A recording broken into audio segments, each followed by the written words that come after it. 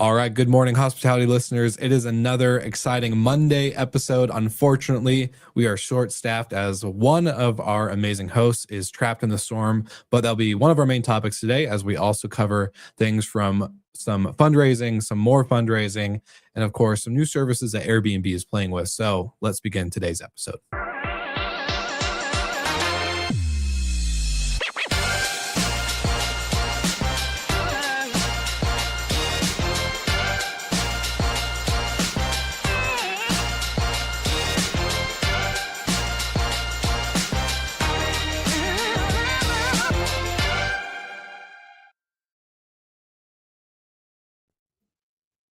Good morning, gentlemen.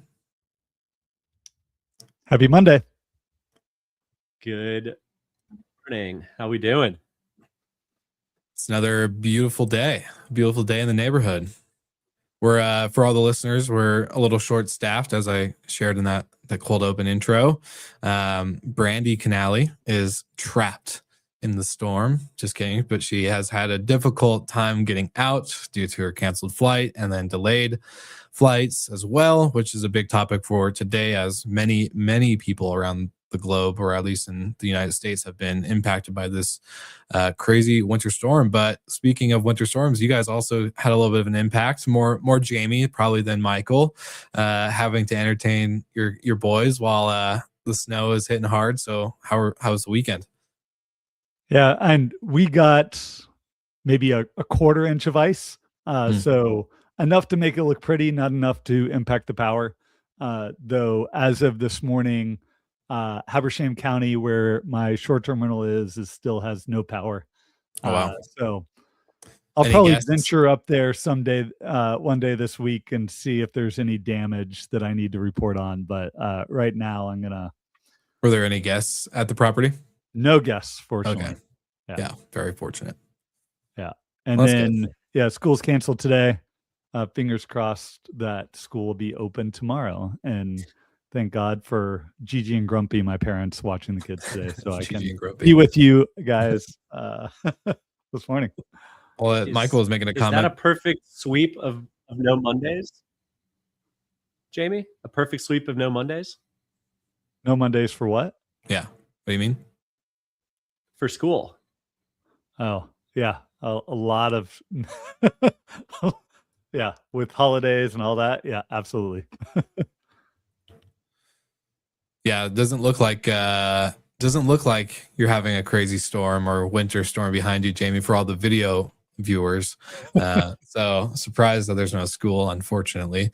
And we'll get into the storm impact, but it is, and a lot of friends going out to Alice today, the big hotel investment conference in LA. I saw expectations that attendance could be down 50% because there's and all the flight cancellations that we see throughout the country, and everyone trying to show up yesterday and this morning. Like, man, I'm glad I'm not trying to fight it out of the airport right now. 100%. I saw the same thing on LinkedIn as well. Lots of movement for Alice, as a lot of people are trying to navigate the storm, and I think a lot of the people from or attending the conference are coming from the East Coast. So it's trying to get out of DC or New York right now. That is a disaster. 100%. Yeah, it's a little crazy for everyone, but it's all right. We're going to make it through. It's just one day, hopefully. So, but tons of impact happening. So let's get carried away into our first topic around the storm. There was quite a few flights canceled, over 10,000 flights yesterday, with 2,000 plus delayed flights, which I believe has changed or increased this morning. And of course, I wish we had our reporter on the ground, Brandy Canale, who could be speaking to this directly live. But Jamie, I know you were able to pull up some data around this. So do you have any insights to share for the listeners? Yeah, I mean, most markets around the country we've seen and sort of impacted. We've seen a massive increase in cancellations. So, Will, I think, do you have the image I shared with you this morning? I'll pull it up here. So across the country, we've seen, and on average in the US, we've seen about a 16% increase in cancellations from last week to this week. And there's some markets where we are seeing real severe impacts in terms of cancellations. North Georgia mountains, where my property's at, 180% increase in cancellations. Fredericksburg, Texas, 125% increase in cancellations. Asheville, over 100%. So, and if you looked at a map of where the ice and snow was going to be, it would very much align with and where we're seeing the impact here. So probably no surprise there on where we're seeing the cancellations, but I'm still, and I think it's prudent that everyone tried to cancel their trips instead of getting up into some of these mountain destinations where if you get iced in, and especially now since we're seeing sort of a deep freeze layer in after it, these areas I think are going to be impassable for a while as crews work to clean up trees, get power restored. It's probably going to be some time till we're back to normal. And then what we'll be watching in the aftermath, when you do see damage like this, especially impacting homes, is the subsequent uptick in bookings afterwards as people start using short-term rentals for temporary housing as while their properties are fixed. So you look at the damage in markets like in Oxford, Mississippi, which just saw, I think it saw like over an inch of ice and a lot of damage associated with it. For those properties that are then able to accommodate guests, didn't see damage, we'll probably see a subsequent impact to the positive side in terms of more bookings during a low period. For sure. And the good thing will be for all the maintenance crews or the tree cutting companies and all these service providers for short-term rentals will get very, very busy. But that's probably the only good economic thing in impacting this. Michael, can you hear us? Are you still lagging? Some of the imagery coming out of it for a southerner. Yeah, I'm lagging pretty bad. So I don't know if you want me to keep going or not. Good? All right, beautiful. Some of the imagery coming out is pretty staggering for a southerner like me. I mean, people's snow coming up to people's waist in the Northeast or New England. And I saw it throughout Nashville, just loads of trees falling, and ice was so heavy it was knocking branches down, and roads were blocked. So there's going to be some time and some recovery associated with this storm. But to Jamie's point, in certain areas, I think they'll really benefit. Other areas probably won't. Like, sorry, Jamie, North Georgia is probably not on the list of places people will go stay in if recovery is needed. But in Nashville, if your home was lucky enough you're going to be in probably better shape following the storm than not. I'm just glad that I'm not a weather insurance company, because this would be a lot to handle. Michael just took my segue. Yeah. So speaking of negative impacts, WeatherPromise just raised a little over $12 million and was announced late last week. But as a joke, most of their funding is probably going to payouts right now. So that $12 million gone in a flash. But no, it's good to see some activity here, because we've covered them because they had their partnership, or I guess some A/B testing and trials with Vrbo. It's a great product, a great thing to, I think, for guests, especially when operators have stricter cancellation policies or rules and kind of I guess policies just around cancellations and refunds.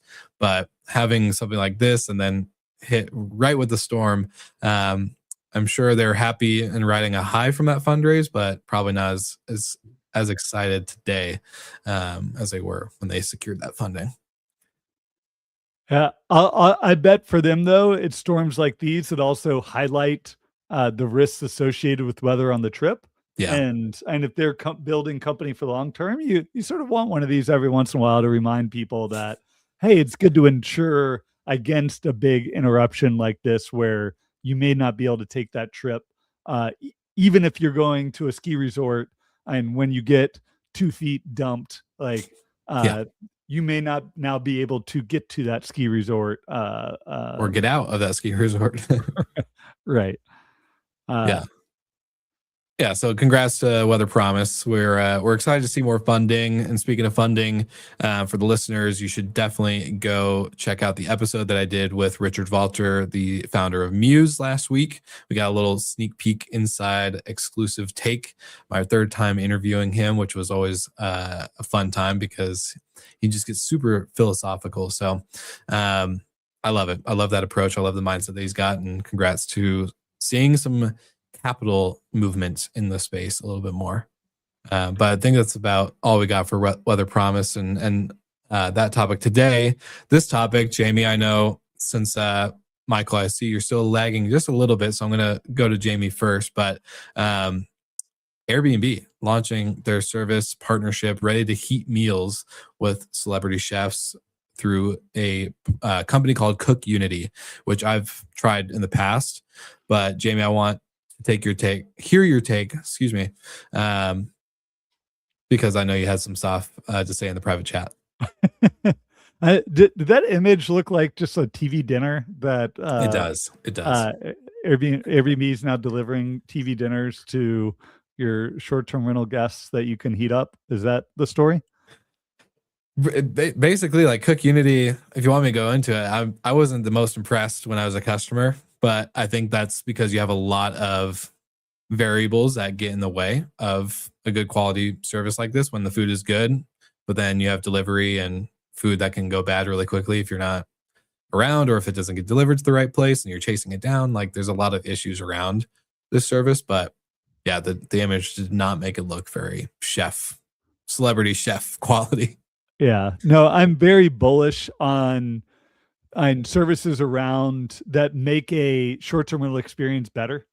So if you're having a chef cook a meal and you've got 10 friends together, or families, and the meal is part of the experience, and the making of the meal and the delivery of the meal, and where the service that's going to come with it is part of that experience, I see huge opportunity for growth there. It is high service, high labor, but in terms of meal delivery, and it seems like there's a lot of apps out there that can give you and deliver a meal instantaneously, DoorDash, Uber Eats, and if this is going to be competing with that, that seems like a pretty crowded space to get a hot meal delivered for a group. 100%. What are your thoughts, Michael?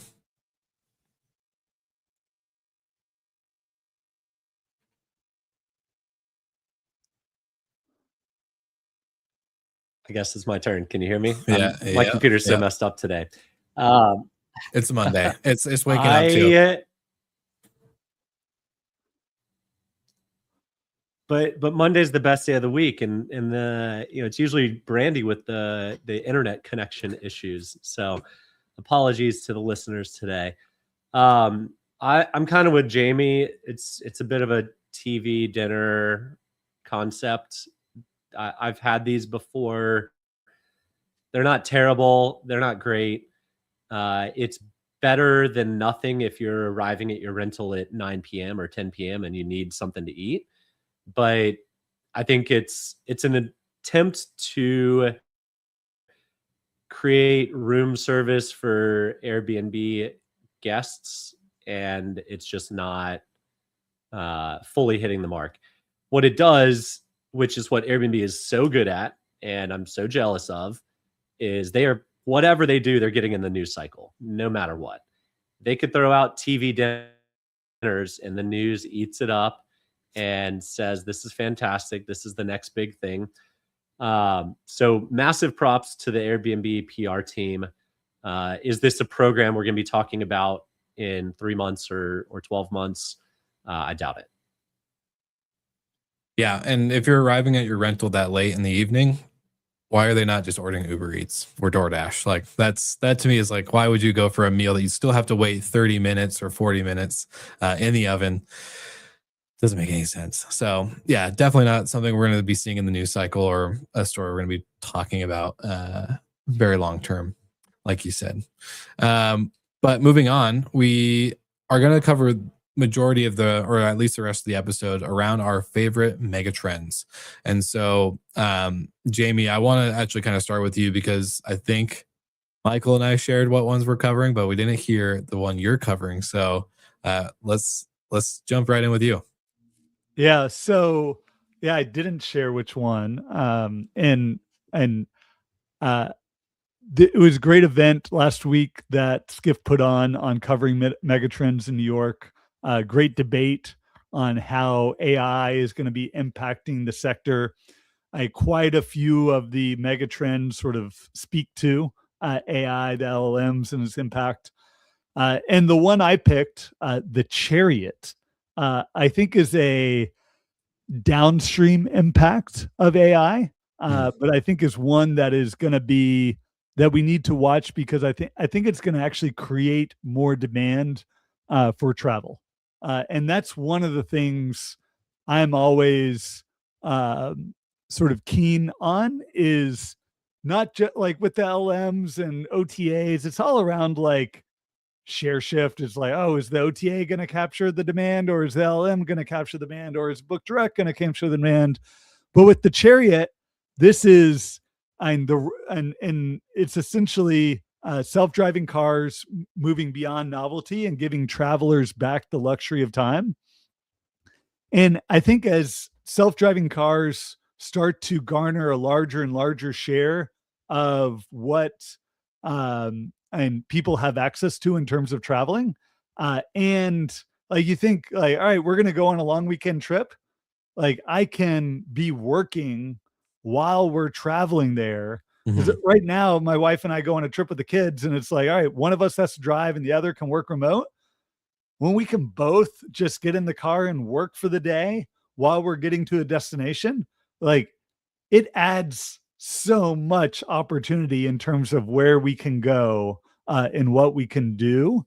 And you sort of expand that around the country. Like, yes, it gives much better opportunity on sort of business travel, which I feel like it really the article really dug into, but I think it adds a whole lot more opportunity for leisure travel as well, where getting to the destination can be a big time suck. And if you have someone driving you or they have the AI driving you, that it could really open up a lot of additional travel. 100%. Can I ask real quick though, do any of you guys get car sick if you're in the back and like reading a book or doing work on your laptop or anything like that? I never get car sick, but every time I try to do something in the back of an Uber or a Waymo, I immediately get nauseous. It all depends on my driver. If I've got, I was like in New York in the fall and I was trying to do some work on my phone and the driver was, it was stop and go, it was back and forth. Felt like we were at an F1 start every time we were sitting at a light. It did not work. But the majority of the time I'm pretty good at working anywhere. Yeah. Well, good for you, because I was going to say I would try to do more of that. I could probably do it on a train, but for the Waymo or even just an Uber, the drivers are not my favorite right now in terms of their driving skills. It's very harsh stop, hard. If we're getting out of town on a early Friday afternoon to head somewhere and my wife's driving, like I can no problem working in the car. Yeah, that's a good point. What was yours, Will? Oh, good question, Jamie.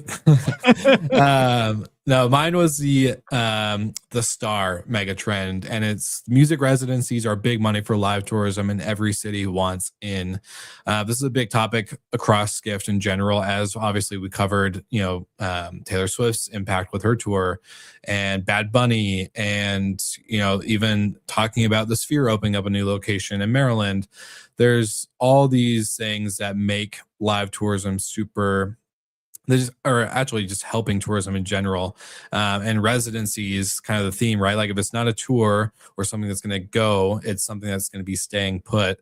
It actually helps drive, that tourism to that destination a lot more, because people know they're going to have more opportunity to see their favorite show or person or band. And I think this actually kind of applies to beyond just the star itself. I think it goes into sports tourism, which at our Megatrends event, we had the CEO of On Location, which provides extra experiences for those who buy tickets to, football games or F1 or, name your sporting event. World Cup was a big topic. And so getting to, if you buy a ticket to the say the Super Bowl, you're spending an arm and a leg to not only attend the event, but then if you partner up with a company like On Location, then you get on field access and you get to do this and you get to do that. And I think that experience piece is really going to drive, and kind of going into my prediction from the beginning of the year, how experiences will become the main focus as AI and content and all these other things become low-hanging fruit and more easily accessible to the mainstream or just your average local Joe. And so, I think this megatrend is perfect. And it's going to go into sports as F1 has many countries have been fighting for an F1 track or an F1 contract. And, the Oakland Raiders going from Oakland to Vegas, like every city wants a franchise or some kind of piece of the pie when it comes to sports as well. So I think all these things tied together is going to really carry the tourism bubble, which I also believe this one ties into the luxury mega trend as well, right? Like if you have all these events and all these residencies and concerts and tours, the top spenders, the top 1% are going to continue to spend. Yeah, I thought it was a great sort of continuation of one of the trends from last year, where live events was that mega trend. And it's like, all right, how do we get live events to never leave? It's like, oh, maybe they could do a live event every night for 3 months during the lowest season in our booking calendar, and then see the impact of that. And the impact of that is, let's do more of this. It's a lot of money, and it's good. I think it's good for the city. I think it's good for people to, as just more isolated as we become, the loneliness epidemic and all these things that kind of come up to mind, right? Like the more of that is happening, the more like good things like this brings. I think it's a really good opportunity. Yeah, it's a pain in the ass to fight traffic and to, maybe you guys spend a little bit more money on a hot dog that you wouldn't pay $12 for or $15 for. But at the end of the day, it's a good time. Like even just like I think about the WWE experience. Like I'm not a wrestling fan, but my brother and my dad and I had a great time. The experience was awesome, and a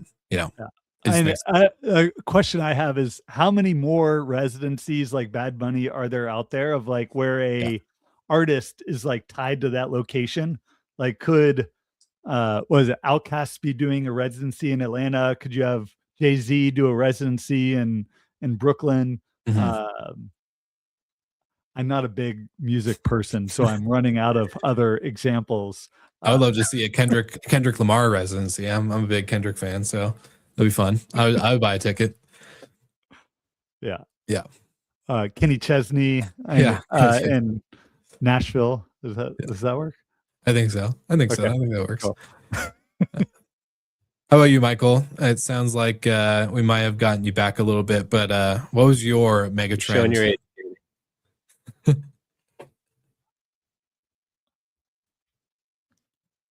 Yeah, hopefully this works. Mine was The Magician. Travel through large language models.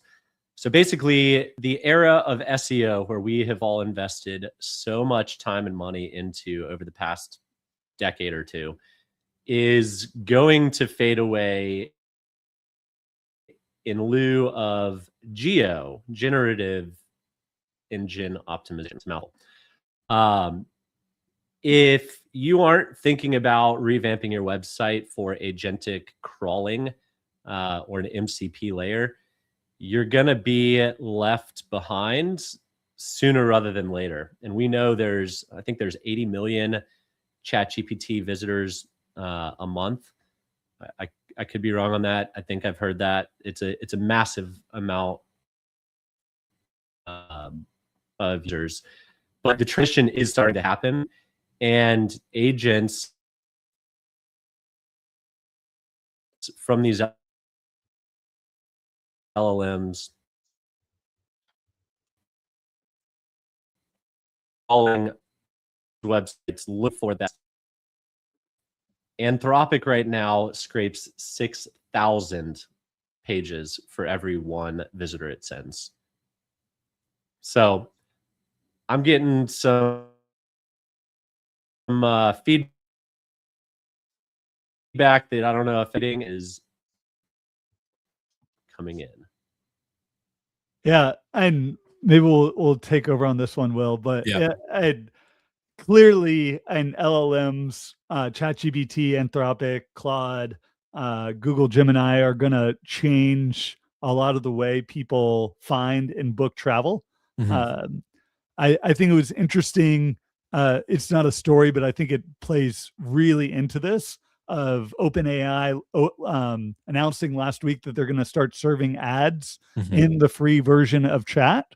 And like, what are the companies that are going to start advertising within ChatGPT? It's probably going to be the OTAs, Booking.com, Expedia, that are going to try to drive, and when people are searching about travel, that they're going to and get people to book their flight, book their hotel, and get people into that flow. So as these LLMs move towards advertising generating revenue, I think our industry, travel, is going to be right there to spend the money and drive the bookings to their sites for it. 100%. And I was going to say our hotel crew last week even covered this, where Google kind of shared that, at the Megatrends event, I believe in London, because we had two of them last week.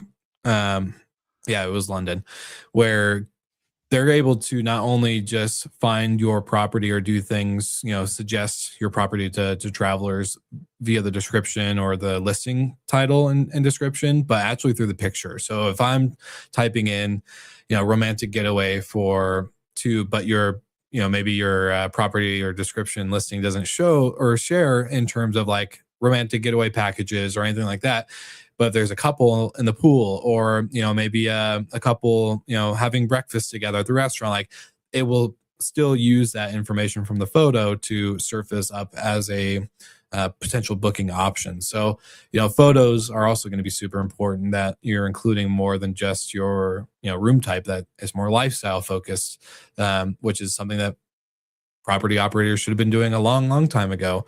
In general, get your guests imagining themselves at your property right out the gate, and then let the LLMs use that information to carry up your listing and search. Awesome. Yeah, well, we obviously had some technical difficulties this morning, slow Wi-Fi, bad connection, streaming issues.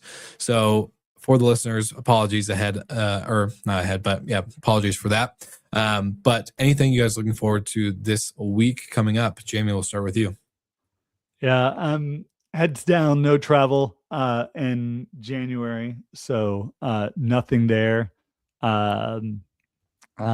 Excited for the kids to go back to school, hopefully tomorrow, and for hopefully no damage.